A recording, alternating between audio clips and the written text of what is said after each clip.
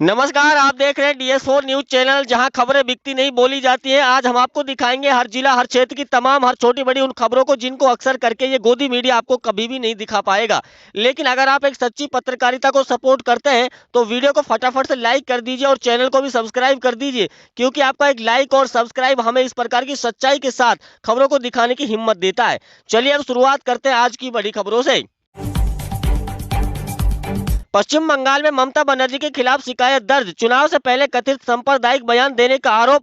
उन पर विधानसभा चुनाव से पहले कोलकाता में धरना मंच से कथित तौर पर सांप्रदायिक बयान देने के मामले में एक गंभीर मामला पेचीदा होता जा रहा है। जानकारी के अनुसार ममता बनर्जी के खिलाफ नेताजी नगर थाने में शिकायत दर्ज करा दी गई है। मामले में पुलिस ने जांच शुरू कर दी है। फिलहाल प्रकरण की जांच हो रही है। पीएम मोदी पर विवादित टिप्पणी को लेकर के खड़गे की बड़ी मुश्किलें, भाजपा ने दर्ज कराई शिकायत। कांग्रेस के राष्ट्रीय अध्यक्ष मल्लिकार्जुन खड़गे ने चेन्नई में आयोजित एक प्रेस के दौरान भाजपा पर विशेष रूप से प्रधानमंत्री मोदी पर निशाना साधा। उन्होंने अलोकतांत्रिक शब्दों के जरिए राजनीतिक बयानबाजी की थी, जिसका विरोध शुरू हो गया। यहाँ तक कि कांग्रेस अध्यक्ष के लिए कानूनी मुश्किलें भी खड़ी हो गई हैं। पुराना बैंक खाता ला सकता है, 4 मुसीबतें यूज में नहीं तो बंद करने में ही भलाई। जी हाँ भाइयों और बहनों, जिसे लंबे समय से इस्तेमाल नहीं किया जा रहा हो, ऐसा खाता न सिर्फ आर्थिक नुकसान पहुंचाएगा बल्कि कई बार धोखाधड़ी का कारण भी बनेगा। अनयूज्ड अकाउंट अक्सर साइबर फ्रॉड करने वालों के निशाने पर होते हैं। आरबीआई ने आदेश दिया है कि अगर कोई खाता धारक खाता खुलवाए हुए और उसको इस्तेमाल नहीं करता और उसमें कोई साइबर फ्रॉड हो जाता है तो उसकी जिम्मेदारी खाता धारक को होगी। मिडल ईस्ट में तनाव के बाद प्रधानमंत्री मोदी के लिए एक नई मुसीबत खड़ी हो गई है। आपको पता होगा कि 3 भारतीय जहाजों पर हमला करके 3 भारतीय नागरिकों की मौत हो गई है। ऐसे में डोनाल्ड ट्रंप ने फिर प्रधानमंत्री मोदी पर सवाल खड़ा कर दिया है। उन्होंने कहा है कि अगर मैं चाहूं तो प्रधानमंत्री मोदी का पॉलिटिकल कैरियर बर्बाद कर दूंगा और उन सबूतों को जारी कर दूंगा जिन सबूतों से प्रधानमंत्री मोदी जनता को मुंह दिखाने लायक नहीं बचेंगे। ममता बनर्जी की बंगाल हार के बाद पार्टी कमजोर पड़ी। बंगाल की पूर्व मुख्यमंत्री ममता बनर्जी की बंगाल हार के बाद पार्टी कमजोर पड़ती दिखाई दे रही है। टीएमसी के कई नेताओं ने पार्टी को छोड़ते हुए ममता बनर्जी पर आरोप लगा दिए हैं कि ममता बनर्जी अब कांग्रेस के साथ अपने रिश्तों को मजबूत करने में लगी हुई है, लेकिन पार्टी टूट चुकी है। बंगाल सीएम शुभेंदु अधिकारी को बम से उड़ाने की धमकी मिलते ही कोलकाता में एक बड़ा मामला गर्मा गया है। कोलकाता से हसनैन इकबाल अरेस्ट कर लिए गए हैं। पुलिस ने इस मामले में कोलकाता के गार्डन रीच इलाके से एक व्यक्ति को गिरफ्तार किया है। उस पर आरोप है कि उसने पुलिस को एक ईमेल भेज करके पश्चिम बंगाल के मुख्यमंत्री शुभेंदु अधिकारी पर आतंकी संगठन अलकायदा की मदद से आत्मघाती बम हमला कराने की धमकी दी थी। आरोपी की पहचान 27 वर्षीय हसनैन इकबाल के रूप में हुई है। जांच हुई तो फर्जी निकलेगी प्रधानमंत्री की मोदी की डिग्री, संजय सिंह का बड़ा आरोप। आम आदमी पार्टी के नेता संजय सिंह ने फिर प्रधानमंत्री मोदी की डिग्री पर बवाल मचा दिया है और उन्होंने कहा कि अगर इस बार जांच कराई जाए तो प्रधानमंत्री मोदी की डिग्री फर्जी निकलेगी और उसकी सदस्यता भी खतरे में पड़ जाएगी। उन्होंने कहा कि प्रधानमंत्री मोदी की अगर डिग्री असली है तो फिर उसको दिखाने से बचते क्यों हैं, क्योंकि उनको डर है कि सच जनता के सामने आ जाएगा। 2 बाबुओं के दम पर चल रही केंद्र सरकार के एक बाबू ने बीजेपी छोड़ने को सरकार को दिया अल्टीमेटम। आंध्र प्रदेश के चंद्रबाबू नायडू सूत्रों के मुताबिक राहुल गांधी से मुलाकात कर चुके हैं और वो पार्टी को छोड़ने के ठान चुके हैं। अगर उन्होंने बीजेपी सरकार को छोड़ा तो बीजेपी को देश के अंदर से खत्म होना तय है, क्योंकि जब अपने ही बगावत पर उतर जाए तो राजनीति किसी भी करवट जा सकती है। दोषी और दूसरी ओर नीतीश कुमार भी पार्टी से नाराजगी बनाए हुए हैं।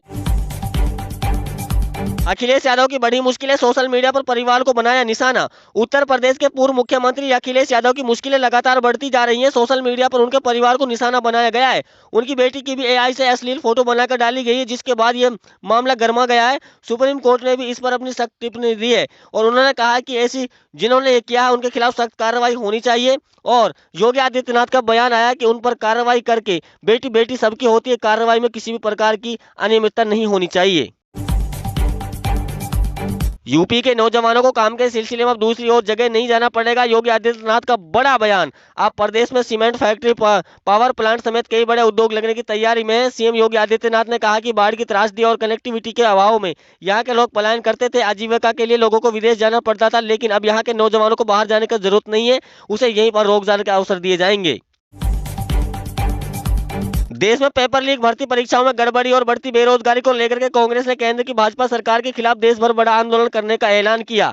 कांग्रेस का कहना है कि मोदी सरकार युवाओं को रोजगार देने में नाकाम रही और निष्पक्ष परीक्षाएं भी नहीं करा पा रही है। इससे करोड़ों छात्रों और नौकरी की तैयारी कर रहे युवाओं के भविष्य को प्रभावित हो रहा है।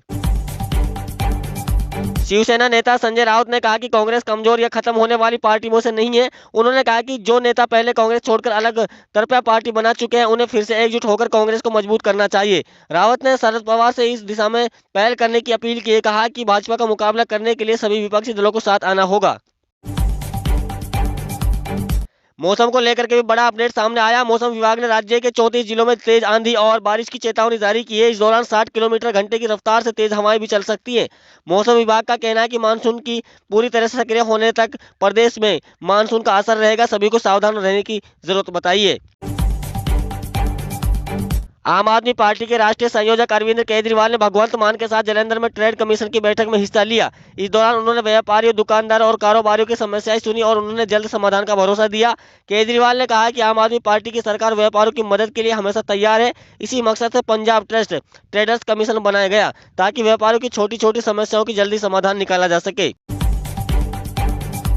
राम मंदिर चढ़ावे में करोड़ों की चोरी का आरोप, कर्मचारियों पर उठे सवाल। उत्तर प्रदेश के अयोध्या में राम मंदिर में हर दिन बड़ी संख्या में श्रद्धालु भगवान राम मंदिर को दान करते हैं। यहाँ दान मंदिर के दान पात्रों में जमा होता है। आरोप है कि दान की रकम निकालने और गिनने की जिम्मेदारी संभाल रहे कर्मचारियों ने श्रद्धालुओं के चढ़ावे में से करोड़ों रुपए की चोरी कर ली है। मामला इसीलिए चर्चा में है क्योंकि जिन कर्मचारियों पर आरोप लगे उनकी मासिक तनख्वाह 18,000 बताई जा रही है, जबकि उनकी दौलत बहुत ज्यादा है। गुरुग्राम में रोज सुबह और शाम लगने वाले ट्रैफिक जाम को कम करने के लिए old Delhi road Jaipur highway से जोड़ने वाली सड़क को 3 लेन बनाया जाएगा। इस परियोजना पर हरियाणा राज्य औद्योगिक और बुनियादी ढांचा विकास निगम HSC करीब 22 करोड़ रुपए खर्च बताए हैं। इससे लोगों को होने वाली जाम में दिक्कतों से राहत मिलेगी। पटना में खान सर के कोचिंग सेंटर पर हुई मारपीट, तोड़फोड़ और फायरिंग की घटना को लेकर के राजनीतिक बयानबाजी तेज। हाल ही में भाजपा गायक और राजद नेता खेसारी लाल यादव ने खान सर का समर्थन किया है। जब पत्रकारों ने इस बारे में तेज प्रताप यादव से सवाल किया तो उन्होंने साफ शब्दों में कहा है कि ये खान सर का समर्थन नहीं करते।